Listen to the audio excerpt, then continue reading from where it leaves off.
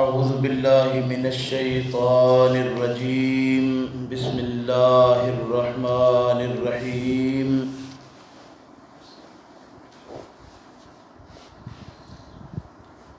وَأَنذِرْ اور متنبہ کیجئے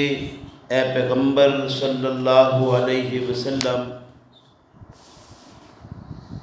بہی ساتھ اس قرآن کے ساتھ اس وحی کے الذین ان لوگوں کو یخافون کہ وہ ڈرتے ہیں ان یحشروا یہ کہ اکٹھے کیے جائیں گے الی ربہم طرف رب اپنے کی لیس لہم نہیں ہے واسطے ان کے من دونہ اس کے سوا ولی کوئی دوست ولا شفیع اور نہ کوئی سفارشی شفاعت کرنے والا لعلہم تاکہ وہ یتقون تقوی اختیار کریں بچیں پرہیزگاری کریں۔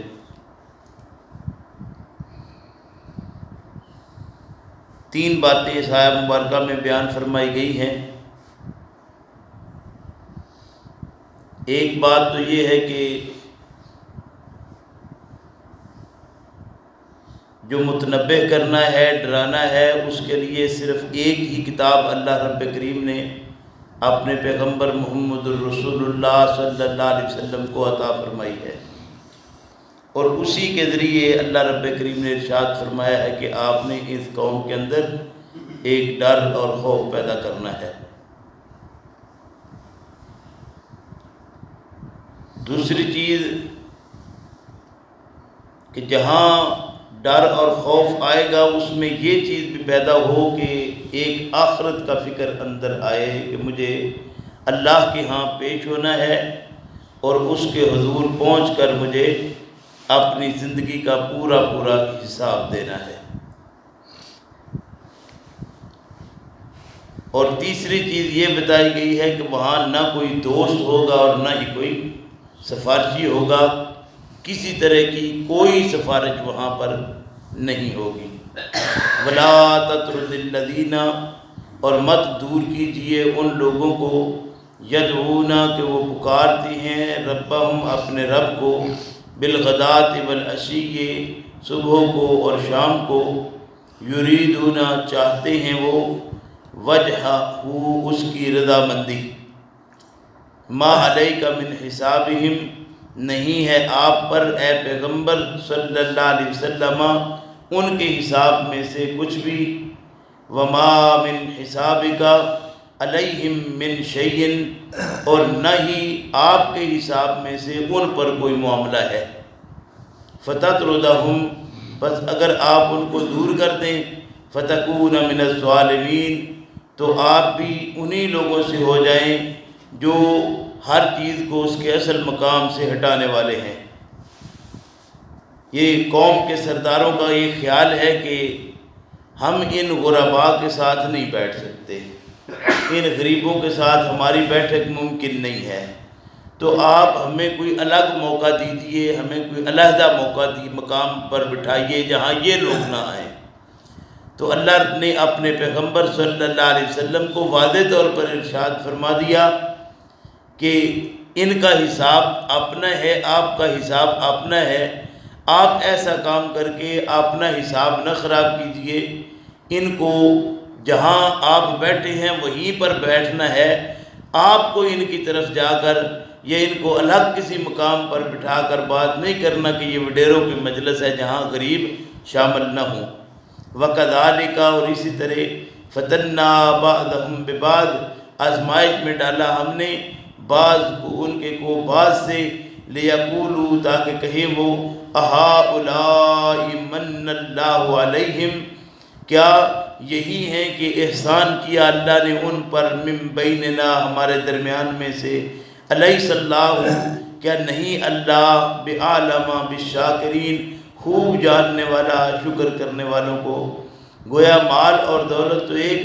آزمائش ہے، اللہ رب کریم نے ان کو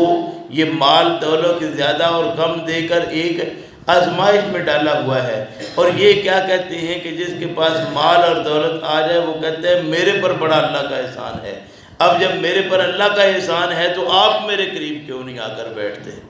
اب اللہ میرے اوپر احسان کرنے والا ہے تو آپ کا بھی حق ہے کہ آپ بھی میرے قریب آ کر بیٹھیں۔ حالانکہ اللہ جاننے والا ہے کہ کون ان میں سے شکر کرنے والا ہے۔ اللہ کے ہاں شکر گزار بندے کی قدر و قیمت ہے، مالدار کی قدر و قیمت نہیں ہے۔ فرمایا وَإِذَا جَاءَكَ الَّذِينَ، اور جب آئیں تیرے پاس وہ لوگ یؤمنون وہ ایمان لاتے ہیں بآیاتنا ہماری آیتوں پر، فقل بس کہہ دیجئے سلام علیکم سلامتی ہو تم پر، کاتب ربکم علی نفسہ الرحمہ لکھ رکھی ہے رب تمہارے نے اپنی ذات پر رحمت تمہارے لیے، انہو کہ یہ کہ وہ من عاملہ جو شخص بھی عمل کرے گا منکم تم میں سے سوءاً برا بجہالت جہالت میں، ثم تاب من بعدہ پھر توبہ کرے اس کے بعد، واصلح اور اپنی اصلاح کر لے، فانہ غفور الرحیم تو بلا شبہ وہ بخشنے والا بھی ہے اور پیار کرنے والا بھی ہے۔ یہ بات بھی فرما دی کہ اللہ کے ہاں مال کی قدر و قیمت نہیں، قدر و قیمت کس کی ہے؟ جو اللہ کے ہاں شکر کرنے والا ہے۔ اور اللہ کے انعامات کو اگر ہم گننا چاہیں جن پر شکر ہمیں کرنا چاہیے تو ہم گن نہیں سکتے۔ ویسے بھی مال دولت کے لحاظ سے بھی اگر انسان اپنی قدر و قیمت گننا شروع کر دے کہ اللہ نے کتنا کچھ دیا ہوا ہے تو وہ اس بات سے ہی سمجھ سکتا ہے کہ اگر ایک آنکھ کا مسئلہ بن جائے تو اس آنکھ کے علاج کے لیے کتنا کو پیسہ، اگر وہ آنکھ ضائع ہو جائے تو کتنا مال بھی وہ خرچ کر دے، جو کچھ اس کے پاس ہے سارا بھی دے دے تو یہ واپس نہیں لا سکتا، تو ظاہر ہے اس کی قیمت تو ہے نا۔ اسی طرح ایک ایک عضو کو دیکھتا جائے کہ کتنا کتنا قیمتی عضو ہے اس کا، لیکن انسان اس طرف خیال نہیں کرتا۔ فرمایا کہ یاد رکھو اگر تم میں سے کسی کے ہاں یہ جو شکر کرنے والے ہیں ان سے اگر کوئی جہالت میں ایسا معاملہ ہو جائے جس سے سمجھ نہ آئے، اچانک کوئی مسئلہ ایسا بن گیا سمجھ آ گئی تو انہوں نے توبہ بھی کی اور توبہ کے بعد اپنی اصلاح بھی کی۔ یہ صرف توبہ توبہ توبہ اصل چیز نہیں ہے، توبہ کے بعد اصل کام اپنی اصلاح کرنا ہے۔ فرمایا توبہ کی اور اصلاح کر لی تو اللہ غفور الرحیم ہے، وہ بخش دے گا۔ وَكَذَلِكَ اور اسی طرح نُفَصِّلُ الْآيَاتِ کھول کھول کر بیان کرتے ہیں ہم اپنی آیتوں کو، وَلِتَسْتَبِينَ سَبِيلُ الْمُجْرِمِينَ اور یہ ظاہر کریں ہم اپنی مجرموں کی راہ وہ کون سی راہ ہے، تو یہ مجرموں کی راہ ہمیں دکھائی دیتی ہے، اس کے باوجود ہم اپنی آنکھیں موند لیتے ہیں اور اسی راستے پر ہم خود چلنا شروع ہو جاتے ہیں۔ اللہ رب کریم سے دعا کرنا چاہیے کہ اللہ ہم سب کو اپنی اس کتاب کو سیکھنے کی، سمجھنے کی، سیکھ کر سمجھ کر